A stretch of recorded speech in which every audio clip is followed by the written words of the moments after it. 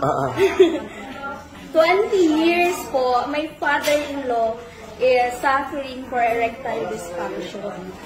Using the Itera Care for 2 days. May napansin na siya. Sa likod lang po, spinal. Wow. For 30 minutes. Okay. Yun po ang nangyari. Kaya nga sabi namin, huwag ka mag-joke pa kasi yung testimony is gagamitin namin, i-share namin sa ibang tao. Then, knowing, Papa, my father-in-law, hindi po siya nag-sugar coat. Totoo po talaga, lalo na yung mga ganong situation, hindi niya gino-joke yun.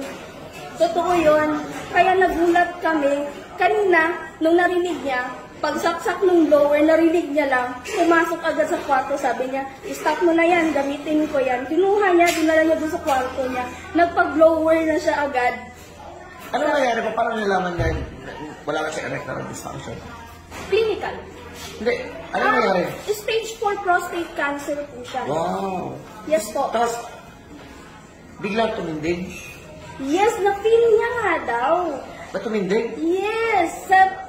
75 years old na po si... Pero never talaga nangyayari yun? Never. Ngayon lang? Yes. Yes. Kaya nga naangis kami, sabi niyo, huwag ka mag-joke pa. Kasi mahirap yan. Kasi into medical, ako mahirap yan pag i-share namin. Baka sabihin, hiding po. So hindi, totoo talaga. So kinuwento niya dun sa uncle ko, kabalang bahay. Sabi ni uncle ko, totoo yan nung dada, kasi dada yung tawag. Totoo yan? Siguro nga. O kanina, umuwi na si Madera sa bahay. Wow! Pwede na!